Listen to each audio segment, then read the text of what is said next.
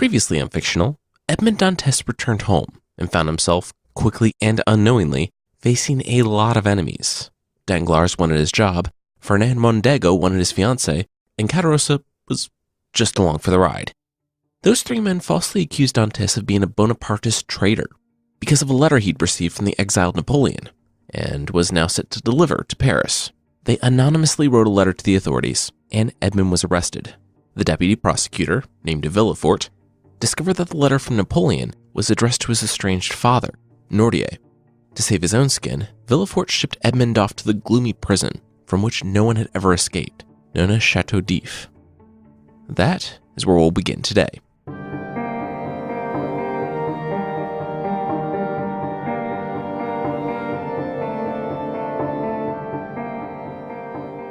Edmond Dantes sobbed. His hands were bloody from beating the surrounding stone and iron. He had raged like an animal against the walls.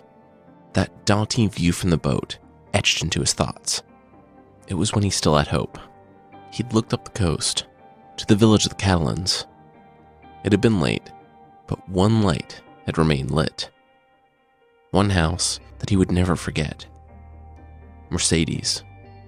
On the wind, he thought he had heard her weeping. He had been so close. He should have yelled out to her. He didn't understand what was happening. Dantes should have been able to go free. He'd begged his guards, explaining that there had been a huge mistake. Deputy Attorney Villefort told him he could go free.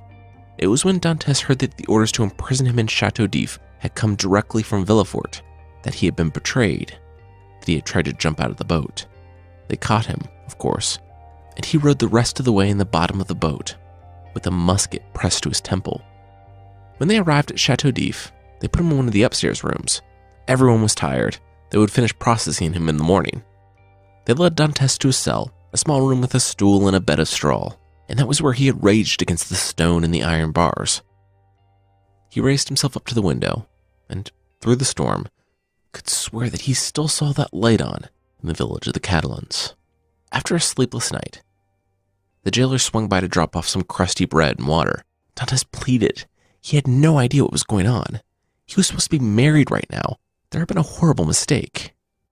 The soldier pursed his lips. That was literally what they all said. Well, the marriage bit was a nice touch. Growing serious, Dantes demanded to see the governor of the prison, but the guard said that he wasn't having any of that today. He shot back that, oh, that's cute, but prisoners didn't get to demand anything. Dantes begged again, and the jailer took the slightest pity. Fine, if Dantes was well behaved, then he could get out of his cell and walk around a little. In time, maybe he could speak to the governor if the governor deemed it appropriate. Edmond nodded. Okay, he could do that. How long till he could do that? The jailer thought about it. 6 months, maybe a year. Edmond couldn't breathe. He felt like the walls were closing in around him. A year? He was supposed to leave as captain of the Pharaon in 3 months. He was supposed to marry Mercedes. A year? A year before he could talk to someone to plead his case, if that person even cared enough to listen? His heart pounded in his ear, and the next few moments passed like a blur. Later, Edmond wouldn't remember screaming at the jailer that it wasn't good enough, or learning that a priest went mad in the cell. He vaguely remembered standing up and threatening to brain the jailer with a stool. He definitely remembered the word that ended the conversation, though, when the guards flooded into his cell and dragged him out of it. Dungeon. A hopeless situation had just become worse. They were hauling him to the dungeon.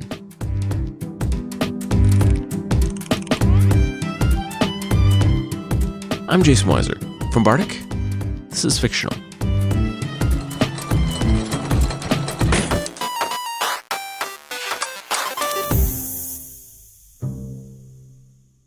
Mercedes turned 20. 1 year gone for Edmond. Edmond's beard and fingernails grew. He spat out the tasteless soup and moldy bread. Mercedes turned 21. A man came to inspect the prison.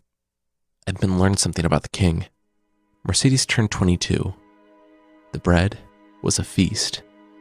He could hear something in the night. The mad priest ranting about his millions. Edmond prayed. Mercedes turned 23. Edmond cursed God.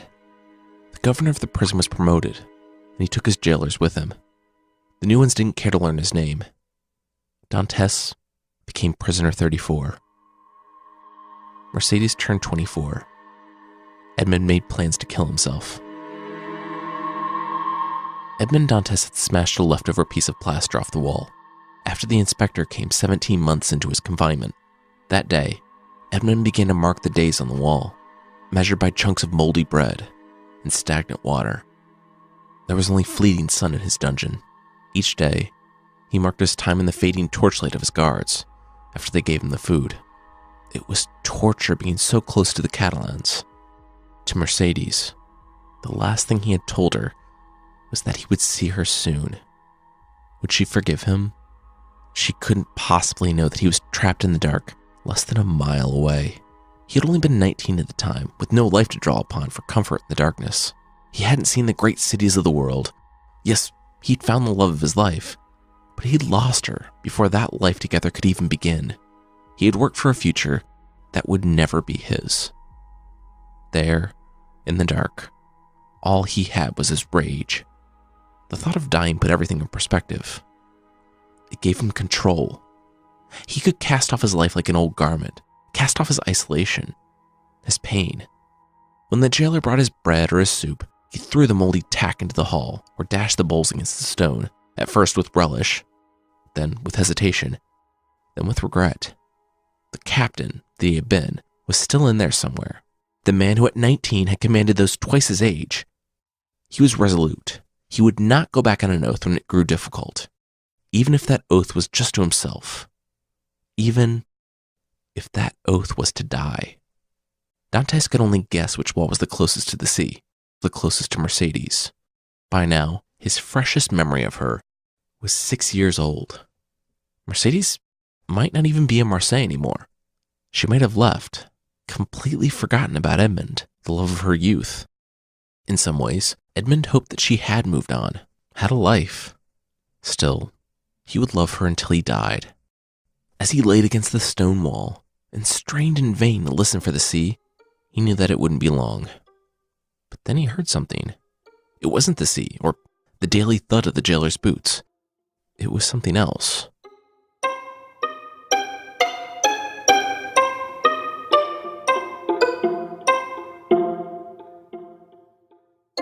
The jailer entered prisoner 34's cell and felt a crunch beneath his feet. He looked down to see 34's shattered bowl. How many times had he told 34 not to put the bowl by the door? This was the last stop in the deepest room of the dungeon. And now he needed to go all the way back up to the tower above ground to get a new bowl for the kid. Just leave the pot, said 34, or Edmund. You can pick it up tomorrow if you want. I promise I won't go anywhere with it. The jailer looked down at the ragged Frenchman. Yeah, okay. Way better than a walk back upstairs. He set the pot down and started the walk back up. Edmund waited until his footsteps disappeared, then counted to 300. When he was sure the man was gone, he dragged his bed away from the wall, where he had chipped away the plaster to reveal the stone. When he heard the rhythmic scraping against the wall the other day, he knew it had to either be a rat or a human. If it was a human, it was either a worker or a prisoner. After a day of testing out the situation, Edmund was sure it was a prisoner. Edmund took his first bite of food in weeks the next morning. He had reached stone and found that he would need something stronger to chip away at the wall. And then he remembered the pot the lazy jailer delivered soup in. It had a metal handle. One crunched clay bowl later, and Edmund went to work. After a long day of hewing away at the stone, Edmund lay quietly, listening for the other person scraping away, but all was silent. He sat up on his bed, and as soon as the jailer left for the night, a rustling began to the right of his bed. Edmund scraped his bed to the side as an old priest was birthed from the stone wall. Covered in dust and debris, the priest smiled and laughed as he pushed aside the stone. And then he saw Edmund and the bars on Edmund's windows. "Aw, seriously?" the priest muttered as his smile evaporated into despair. The old priest, he hadn't tunneled through the outside wall at all. He'd only tunneled into another cell.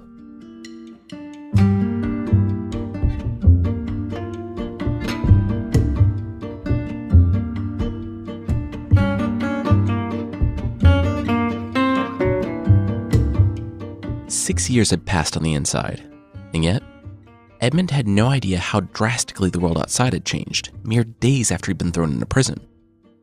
After the break, we'll go back in time to March 1815, to the night Edmund was arrested.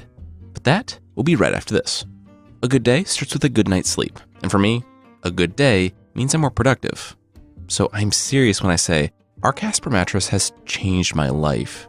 They sent us one, and it's the most comfortable and supportive mattress we've ever used. Casper makes 3 models: the original Casper, the Wave, and the Essential. All are perfectly designed to soothe and cradle your natural geometry, and their breathable design helps you sleep cool by regulating your body temperature at night. Plus, it's delivered right to your door in an unbelievably small box for a mattress, with free shipping and returns to the US and Canada. I think the best part, though, is that you get 100 nights to try this thing, risk-free, through Casper's Sleep On It trial. After all, you spend a third of your life sleeping. Shouldn't you be comfortable? Casper's really easy to unbox. It's soft to the touch, and I'm seriously sleeping much better than I ever did on any other mattress. You have to try it, and you can. Get $50 towards select mattresses by visiting casper.com/fictional and using fictional at checkout. That's casper.com/fictional, offer code fictional for $50 off your mattress purchase. Terms and conditions apply. I am so excited to tell you about my newest discovery, Masterclass. Picture this: legendary chef Gordon Ramsay teaching you how to cook, or learning basketball from Steph Curry, or tennis from my wife's favorite, Serena Williams, learning comedy from Steve Martin, or writing for TV from the Shonda Rhimes. Well, guess what? Now you can with Masterclass. When I first saw the classes they offer, I thought, can this be real? This seems too good to be true. Well, it is real, and it's as phenomenal as it sounds. Masterclass makes online classes, all taught by the best in the world. They're beautifully shot, professionally produced, and skillfully curated. It's like you're in the room with these amazing people. Whether you're pursuing your passion, developing your career, or just wanting to learn something new, Masterclass gives you access to the best at their craft so that you can master yours. Interested in more than one class? You can check out their All Access Pass. With the new All Access Pass, you can unlock every class from over 30 masters, all for the price of 2. Fictional listeners can get the All Access Pass at masterclass.com/fictional. Learn from the best in the world at masterclass.com/fictional. That's masterclass.com/fictional.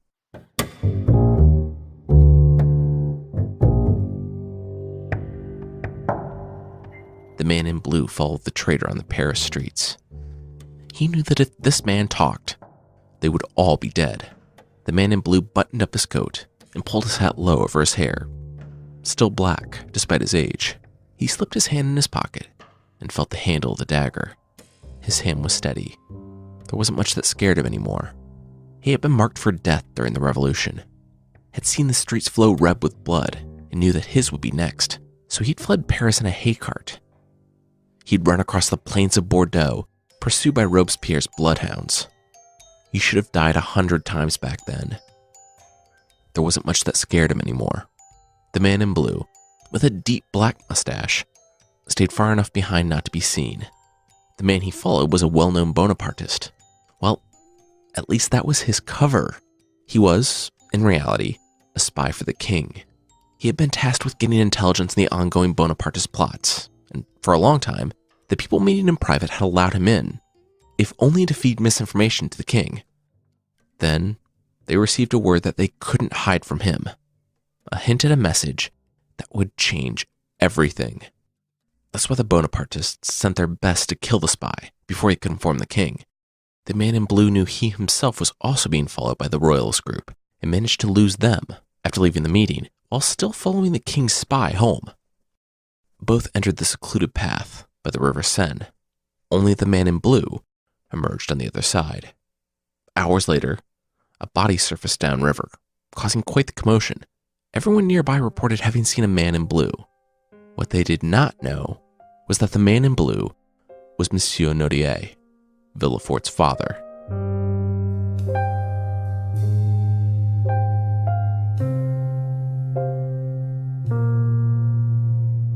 King Louis XVIII yawned. Okay, seriously, why were they up this late? One of the ministers assured the king that it was worth it. He had received a message from the Marquis in Marseille. It had come from a man he trusted. The guy had even skipped the second half of his own daughter's betrothal feast to send the letter. It was important, but the noble had no idea what the news was. King Louis XVIII nodded. They had won. There was a king of France again, after his uncle had been decapitated in the street. After the usurper had reigned and lost it all, couldn't he get a night's sleep? He had spent half his life in exile, fearing the usurper's knives. 11 months ago, he finally regained his uncle's throne, and yet, it seemed like once a week, he was being woken up by yet another message that could really wait until the morning. Hurried boots trampled downstairs, and a man burst through the door, gasped, and bowed before his king. His name was Villefort. He had just driven through the night from Marseille after learning the truth, and he had to warn the king immediately. Napoleon Bonaparte had escaped exile. He had landed in the south of France, and he was marching to Paris to take back his throne. It had all been in a message he extracted from some Bonapartist captain who had traveled to Elba. It had been to an unknown recipient in Paris to prepare men for the usurper's return. But the king shrugged it off. The king had an army. If the usurper had escaped, he only had his personal guard of 1,000 men? And he was stuck in the south anyway, which hated him. They would probably be okay. The king looked up and thanked Villefort for making the trip, telling the man that he would not forget this.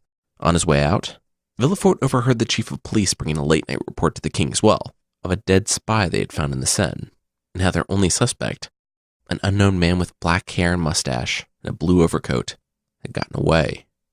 Villefort shook the thought from his head. It couldn't be. And yet, it was. Not an hour later, the man in blue was at his hotel. Villefort stepped aside to allow his father, Monsieur Nordier, inside. Nordier shook his head and asked if this was any way for Villefort to treat his dad. Villefort dismissed the servant and waited for him to leave before turning to his father, saying that the man should be more grateful. Villefort had saved him today, and he proceeded to explain the letter from Elba. Nordier laughed. Villefort wasn't saving Nordier. He was saving his prospects. Still, those prospects were going to change. The emperor was returning. Villefort laughed it off. The king already knew. Villefort had told him about the letter. The usurper wasn't going anywhere. The king was mustering armies, and Napoleon would be stuck in the south. And Nordier? Nordier was wanted for murder. Nordier spun around. They knew about that? Villefort shook his head. Not Nordier's name, no, not yet. They just had his description. The father sighed with relief. He stepped into the bathroom and came out with a razor in hand, looming over his sitting son. Villefort shirked back. But then the father asked if his son had any lather. As Nordier shaved, he told his son how things were going to go. The emperor was returning. He had already escaped Elba with his personal guard. That was the hard part. He would be met in the south by the king's armies, yes, but the king didn't know that the armies weren't his armies. They were Napoleon's. They weren't marching to stop the emperor. They were going to greet him, to join him. Lines will open up to him on the 12th, and by the 24th, the guard outside of Paris will turn and march with him into the city. How do I look? He asked. Nordier had shaved his mustache and beard, and was now rooting around Villefort's luggage. He found a brown coat his size, and tossed the blue one into the trash. Clean-shaven and wearing his clothes, Villefort marked that his father looked like a different person. The older man smiled. Good. He could trust Villefort to dispose of the coat, right? Nordier's fate was also his son's fate, after all. At least while the king stayed in power, for a few more weeks. Villefort scoffed. The old man was being ridiculous. The Bonapartists, where some had been wannabe revolutionaries, they didn't know anything. Nordier shook his head as he tried on a new hat and scarf. If he didn't know anything, how did he know what hotel his son was in under an hour, just about the time when the royalists were discovering what happened to their spy? Villefort couldn't answer. That's right, the father said, smiling as he walked off. He thanked his son for saving his life. He wouldn't forget it. But Nordier was wrong. The emperor arrived in Paris on the 20th, not the 24th. As he marched, the army of Louis XVIII deserted en masse, joining their once and future emperor. As the guard outside of Paris joined Napoleon, Louis XVIII fled, once again, into exile. The restoration of the king, which had been in place for less than a year, was over. The emperor had returned.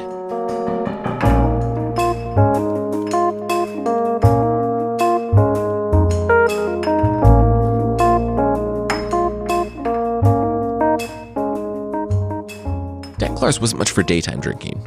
That was really Cataros's thing. But with news of the Emperor's return, he downed half a bottle of wine himself. He had sent a man to prison or death just to get a job he wanted. And though he had slept well since, that night, no amount of wine could salve his anxiety. The next morning, he went directly to Morel and resigned. He wasn't going to be in Marseille if Edmund returned or if the truth came out. Danglars asked his boss for a letter of recommendation, and the next day, he left for Spain. Given the change, Monsieur Morel had approached Villefort on behalf of Edmund, begging him to help. If Edmund had been imprisoned on behalf of Napoleon, and the rightful ruler of the French people had now returned and deposed the king, Edmund should be set free. And Villefort agreed. He drafted a petition to the Emperor himself, on behalf of the unlucky sailor. Morel watched him write and sign it, but he didn't watch Villefort toss it into the trash as soon as he left. The deputy prosecutor was in enough trouble as it was, having thrown his lot in so completely with the crown. He didn't need an official document going to the newly reinstated emperor, detailing how he sent an innocent sailor to a literal dungeon without trial. As for Villefort, the man whose career as ruthless prosecutor for the crown was on the rise, the only way he kept his station without being immediately dismissed, or worse, was because he had a friend in Napoleon's administration. A man he had once protected with disdain, a murderer, a revolutionary, and a man who had helped prepare Paris for the emperor's return. His own father, Nordier. His son had provided political cover for him, and he could do the same for the man who had even rejected his name, if only because it infuriated Villefort.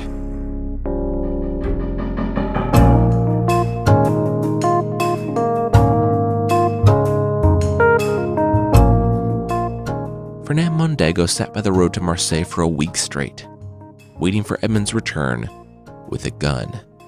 His plan having failed, he would wait for the prisoner to come back from Mercedes, and he would shoot him before he entered the village of the Catalans.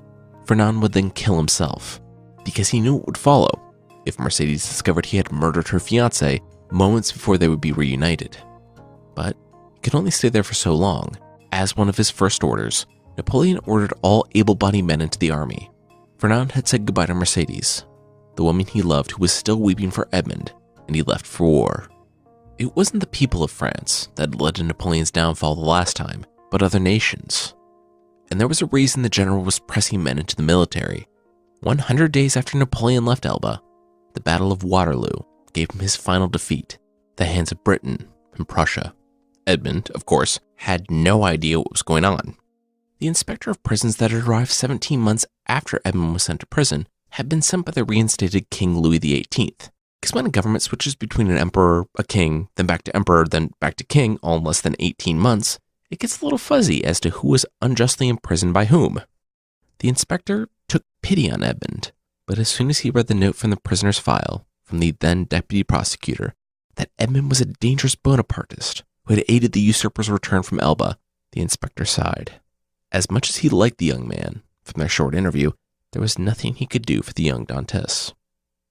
This man, the inspector of prisons, was the last person to speak to Edmund, other than his jailer, until a priest went all Kool-Aid man on his wall. The priest's name was Faria, and once he recovered from his intense despair and learned that Edmund wasn't going to betray him for an extra cup of soup or something from the jailer, he relaxed and introduced himself. He had been digging this tunnel for a long time. He had tunneled 50 feet and spent whole days digging in order to break loose a square inch of rock with his handmade tools. One time, he ran into a staircase and had to reroute. Now, after all of that, he had just tunneled into another prisoner's cell. All his work had been for nothing. The priest, as it turned out, wasn't mad or crazy, not in the conventional sense. He, too, was a political prisoner, part of the failed plot to unify Italy in his day. His day, as it turned out, had been 1811. He had been in the prison for nearly a decade, 4 years longer than Edmund. Edmund, however, was thrilled by his new friend, not just for the new company, but for what the man represented. Here was a priest, a man in his 50s, who, with handmade tools, had tunneled 50 feet. The only reason he wasn't free right now was because of a miscalculation. There was hope. Edmund was 30 years younger than this guy, and awash with fresh determination. He could do this. He could have a life.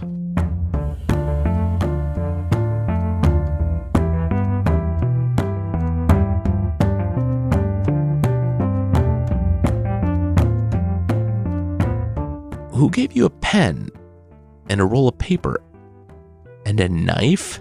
Edmund remarked from Faria's cell as the priest showed him his loot. The priest smirked. No one gave them to him.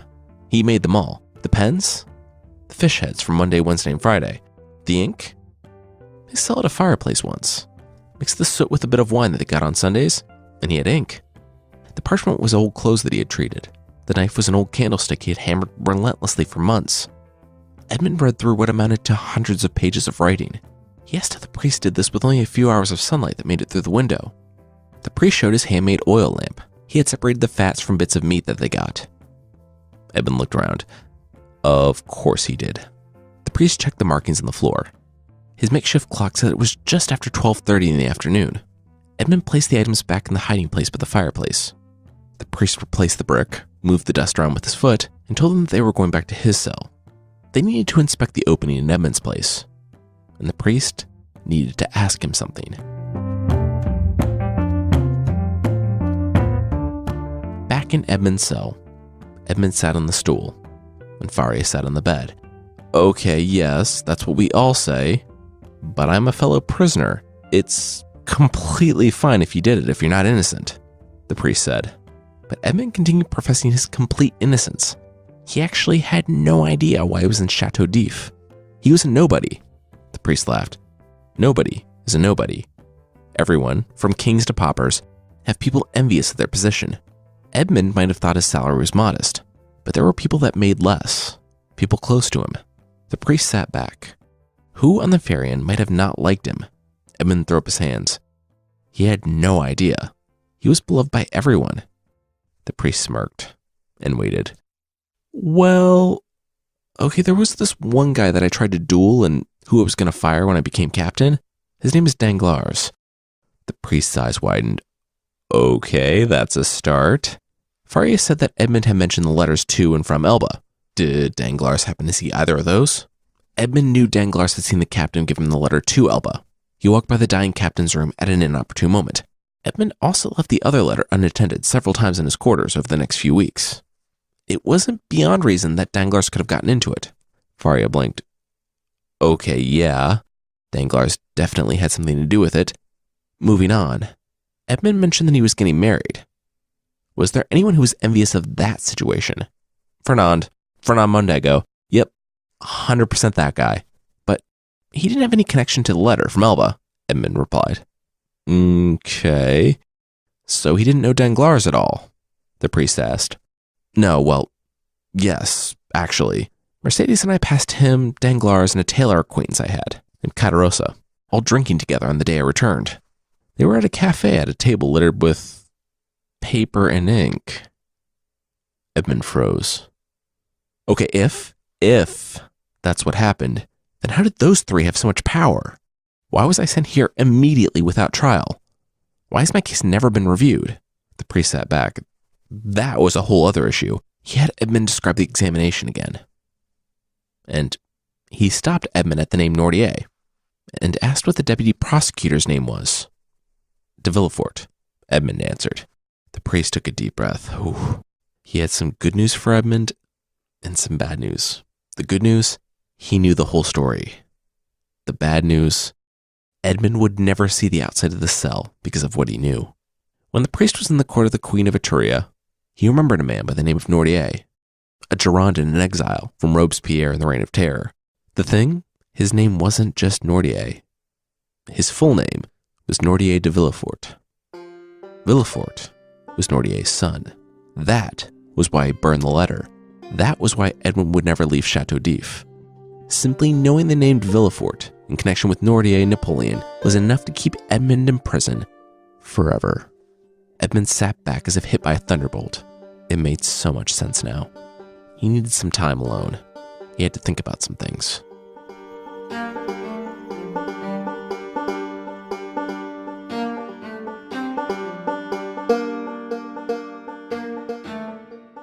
Later that night, Edmund returned to the priest's cell after the jailer came by with his evening meal, and, strangely enough, he was smiling. The priest looked up, then his shoulders slumped. He knew exactly what he had awakened in Edmund. Edmund hadn't put together the obvious cause of his incarceration because Edmund was too good. He couldn't imagine others being so terrible because there was no way he could be so terrible himself. In a moment, the priest had destroyed that pure, naive young man. Edmund had been anguished. Now, he was filled with something else. Vengeance. Edmund stood in Faria's cell, clear-eyed and smiling. He didn't understand why the priest was apologizing to him. Faria had freed him. He helped Edmund uncover the men who had stolen his life from him and given him a renewed purpose. Faria sighed and nodded. He knew. Edmund took a step forward with mad excitement. If an old man could make so much progress by himself, imagine what they could do together. It was only like, 15 feet of stone wall between them and a way out? Faria had dug 50. If they dug perpendicular from the tunnel connecting their cells, then they were bound to hit the outside wall. However, Faria wouldn't hear it. He refused. That way was the one that went by the sentries. And as such, they would need to kill a sentry to escape. Despite being locked in the dark for nearly a decade, the priest refused to go that far, and he told Dantes to never bring it up again. Dantes stroked his beard and nodded. All right. Well, he did have another favor to ask of the priest then.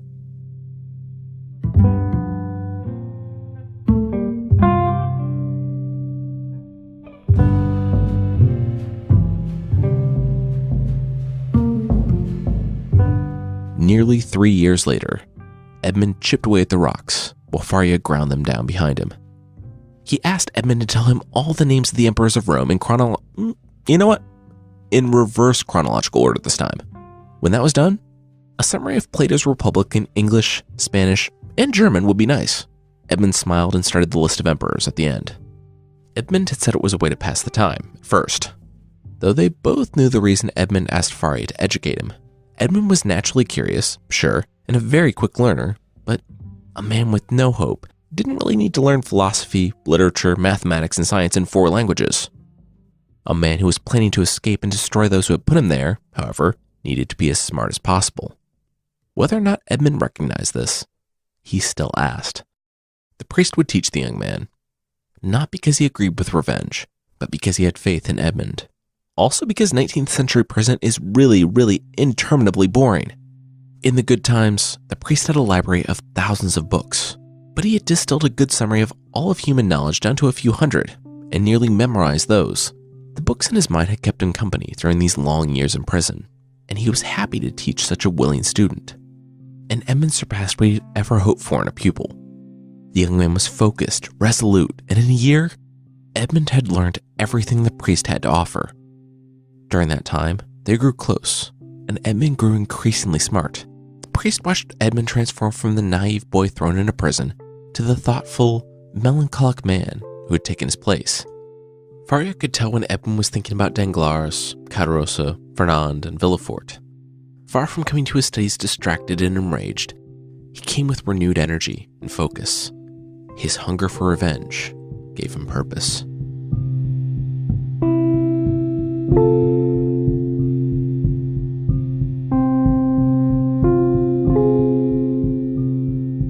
At last, the pair was less than an hour away from freedom. It took some convincing of Faria, and Edmund had to draw up a new plan, one where they didn't kill anyone, but the priest got on board with another escape attempt. There was a large stone that formed the path of the guards by the sentry house. Both men recalled from their time being dragged into the prison. They would dig underneath that stone, and when they heard footsteps from above during their overnight patrols, they would knock the stone out, gag and bind the guard that dropped down, and make their way out the window in the sentry house. Sure, they just had slippery rocks, sharpshooters, and a 3-mile swim in choppy water, but all of those things were preferable to dying in Chateau d'If, without a name. Edmund stood below the stone, counting. He had been there for an hour, and so far, all the sentries were on schedule. They just had 2 more to go. 20 minutes until they would take their final swing at the rock, grab the guard, and make their way for it. Edmund barked a whisper back to Faria that it was time, but the priest didn't respond. Edmund backed away from the stone above him and whispered again, but still, the priest was quiet. Edmund started to crawl back to tell Faria that it was finally time to go when he heard a scream from the direction of the priest's cell.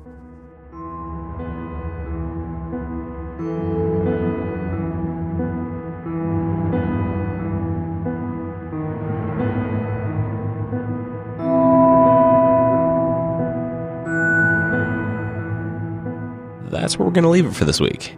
Sorry to leave it on such a cliffhanger, but we'll wrap up this run next week. We'll get to a good spot before a long break for this story. Now, it's time for the best of the worst. This is a segment where I talk about a weird hero or villain from comics. The villain this time is William Talkman, a Green Arrow villain. William Talkman's life went from bad to worse the day that he learned he was dying. He was living paycheck to paycheck, taking care of his invalid sister when the doctor informed him he had a terminal illness. He had only 6 months to live. He couldn't bring himself to tell his sister of his illness. That might only exacerbate her condition. Still, when he died, he would need to leave something for her so that she would be taken care of. So, like a 1960s Walter White, he decided to devote his skills to a short-lived life of crime and provide for his family after his death. Unlike Walter White, he didn't really have any skills. So he just went with the first idea that popped into his head. And it wasn't that far of a jump, because William Talkman became the Clock King. I mean, you really can't blame him. The name Talkman takes you right to clocks, and it's not like he had a ton of time to come up with something else. And he got super into the theme, and put on a onesie full of clocks, and had a face mask that was, you'll never guess, a clock face. I'm not really sure where Clock King lost his way. He was playing in a good haul, robbing the TikTok Club, the Idle Hour Inn, and the Minuteman Savings and Loan. But his lack of creativity when it came to finding his name also hurt him when it came to finding places to rob, because the Green Arrow and his child sidekick, Speedy, just camped outside other time-related named businesses to wait for the Clock King. The Clock King, though, was counting on them. And yes, I went there. Apparently he decided to splurge a little bit on a custom-made oversized supervillain sand-timer death trap that emptied down onto spikes. The heroes fell for the trap, but the Clock King didn't realize that of course Green Arrow had novelty suction cup arrows. The heroes escaped, pinned Clock King to the wall with his cape, and made time puns until the police showed up. It was in prison that William Talkman learned two things. The first was that, with no one to care for her, his sister had died alone in her home. He was crushed by this news, but he figured he wouldn't have to bear it, or prison, for too much longer. After 6 months passed, the Clock King felt pretty fine, and a year after that, he still felt fine. It was then that he learned from his doctor that, oops, the man had mixed up the results with another patient. After that, the Clock King was an unrepentant supervillain with a long, nearly completely unsuccessful career. The real villain, though? America's really terrible social safety net. Other than villains that wear clock onesies and heroes that take kids out way too late to shoot arrows at said villains in clock onesies. That's it for this time. Today's episode was written by me, Jason Weiser, and edited by Carissa Weiser. Our theme song is by the amazing Breakmaster Cylinder. Thanks so much for listening, and I'll see you next time.